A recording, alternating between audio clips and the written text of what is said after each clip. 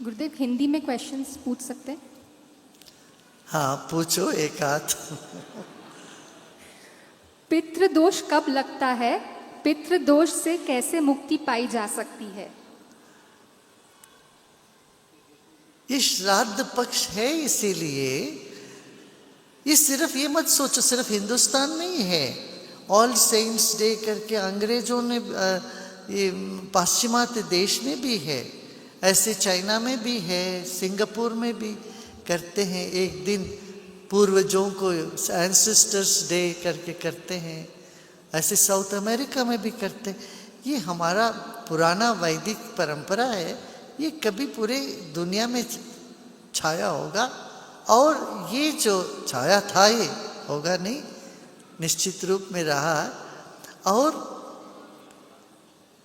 ये उस जगत में जो चले गए, दूसरी दुनिया में चले गए, उनकी स्मृति से धन्यभागी महसूस करना, उनका देन को याद करके कृतज्ञ हो जाना, यही है पितृपक्ष का वो है। अच्छा, पितृदोष है ये, माने आप इसमें चिंता न करो। जब आप साधक बन गए हैं, आपके सारे दोष मिट जाते हैं। आप ध्यान करते हो, ओम नमः शिवाय कहते हो, शिव जी स्मरण करते हो, ओम नमः शिवाय बोलते हो, तो क्या होता, तो पितृलोक भी इससे संतुष्ट होते हैं। हाँ?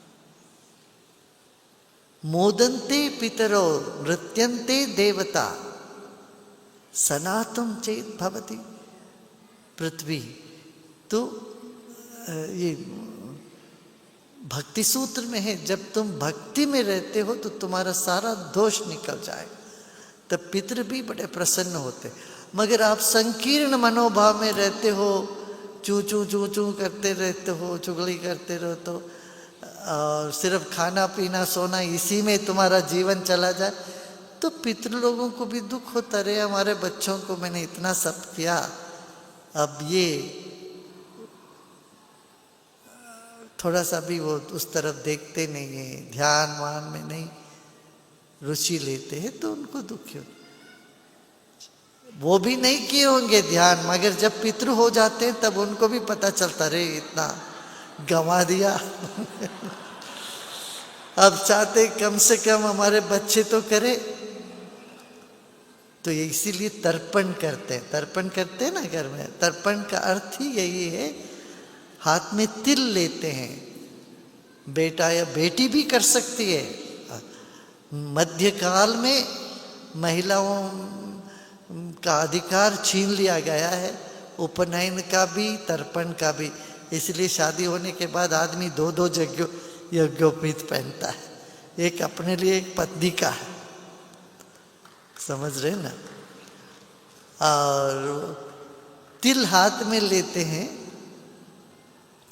और बोलते हैं तृप्यताम तृप्यताम तृप्यताम।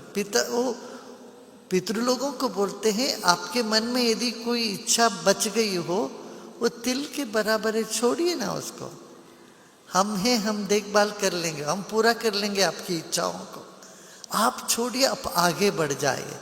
इस तरह से वो पितृ लोगों को तृप्त होने की सुझाव दे रहे हैं। यही तर्पण है, यही श्राद्ध है।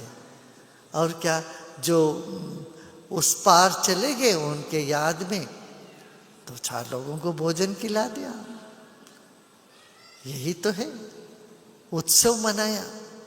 श्राद्ध तो उत्सव है वैसे देखा जाए, क्या उनके याद में। आप देखो, आप लोग बर्थडे पार्टी तो करते हो, जन्मदिन हो तो क्या पार्टी करते हो कि नहीं, मैरिज एनिवर्सरी हो तो पार्टी करते हो, कुछ भी हो तो। इसी तरह से उनकी याद में भी पार्टी किया जाए। वो भी यही है, यहाँ से बाहर नहीं गए, यही वातावरण में है, अदृश्य हो गए, अव्यक्त हो गए, मगर उनका जो आत्मा, उनकी जो चेतना जागृत है। और पितृपक्ष में इसीलिए कोई और देवता का आराधना नहीं करते, सिर्फ पितृ लोगों का पूजा करते, पूरा उन पर फोकस करते। हाँ, मगर सन्यासियों के लिए नहीं है। गृहस्थ लोगों के लिए है पितृपक्ष, सन्यासियों के लिए पितृपक्ष वगैरह नहीं। तो ये नियम इतना अच्छा बनाया पूर्वजों ने। तो पितृपक्ष के सिर्फ उनके हाथ जोड़ो ना, और कुछ नहीं करना। याद किया, हाथ जोड़ा, किसी एक स्थिति में तो उन्होंने शरीर त्यागा होगा, उस स्थिति को लेकर के, या उस स्थिति ना हो तो किसी भी दिन एक दिन याद कर लिया, जो जो गए उन सबको नमन कर दिया, धन्यवाद दे दिया, बोले कि आप तृप्त रहिए, हम याद सब संभालो। इतना ही कहना है पितृपक्ष का। और पितृपक्ष में और कोई नया मकान, शादी, ये नई चीज़ें नहीं करते हैं, वो भी पद्धति है। तो पितृपक्ष होने के बाद देव पक्ष है, फिर 15 दिन देवता का आराधना, शरद पौर्णिमा तक, प्रतिपदा से पौर्णिमा तक चलता है आराधना। यहाँ पर भी चलती है ना, आप लोग सब जानते हो, आए भी हैं। तो देव पक्ष पितृपक्ष है, 15-15 दिन का पूरा आप लोगों को बिजी रखने का तरीका। जितना तुम बिजी रहते हो तो ठीक रहता दिमाग।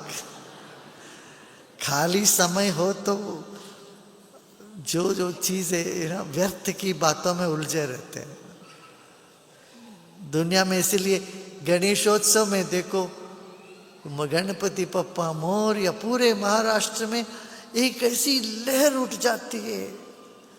और आषाढ़ी एकादशी आती है तो विठ्ठल विठ्ठल विठ्ठल कर सब में एक ऐसा झूम उठ जाता है। ऐसे मकर मास में, अभी ये धनुर्मास में देखो तो यहाँ अय्यप्पा स्वामी शरणमय, केरला में एक भक्ति की लहर उठती। ऐसे कंद सृष्टि कार्तिकेय जी का इतना बड़ा होता है तमिलनाडु में, दुर्गा पूजा कलकत्ते में होते हैं इतना बड़ा। गुरु पूरब हो तो पंजाब में देखो, सब लोग हिंदू सिख सभी लोग गुरुद्वारा में जाते हैं, मत्था टेकते। ऐसा नहीं सिर्फ सिख ही जाते हैं गुरुद्वारा में, हिंदू भी जाते हैं, हिंदू सिख जैन सब लोग जाके आशीर्वाद लेते। तो एक उत्सव हमको जोड़ता है, हमारे मन में उत्साह बना रखता है। इसलिए जीवन को उत्सव मनाओ, यही आर्ट ऑफ लिविंग का, जीवन जीने का लोगो ही यही है।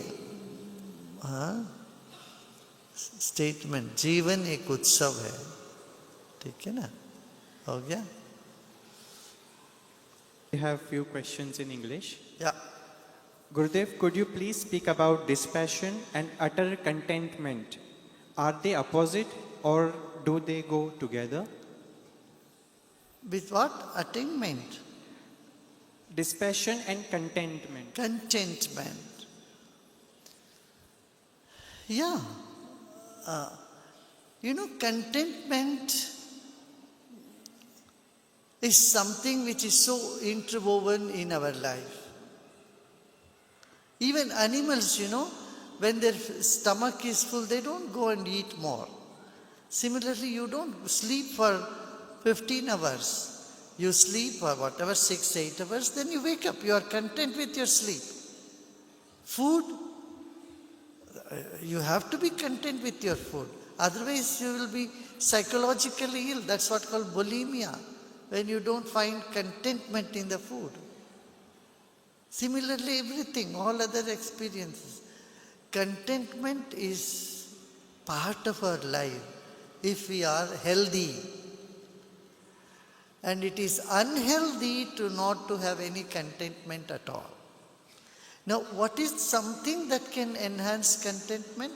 Is spirituality, meditation, knowledge, kirtan, all this will help. No? And dispassion is again part of our life. You can't go to sleep if you have only passion, right? Passion is like breathing in, dispassion is like breathing out. They both are essential, okay? In today's Rudra Puja, I heard Chamakam where we said Sharma Chame, Varma Chame. Gurudev, does that mean the Sharmas and Varmas are part of Lord Shiva's lineage?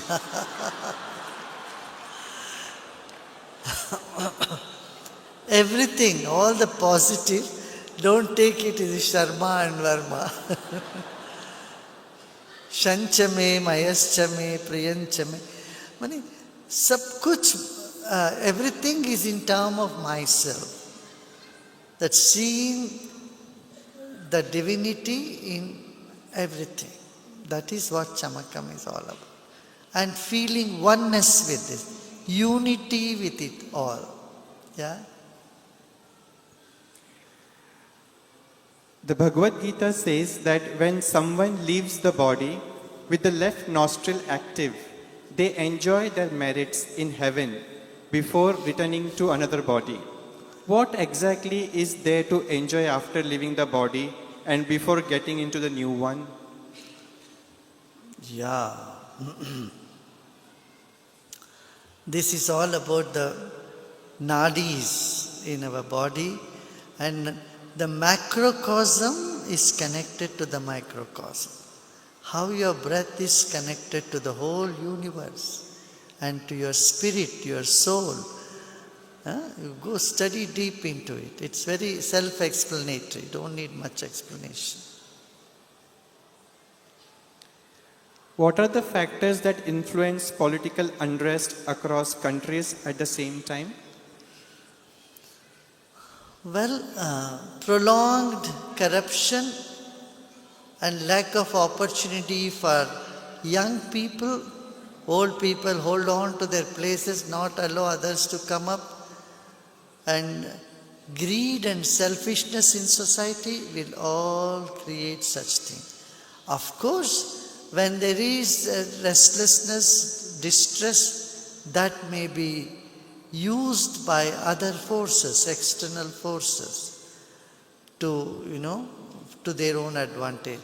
A peaceful protest can turn violent if some anti-social elements just enter into it, and they can bring bad name to any peaceful protest. So one has to be very watchful of that. Okay?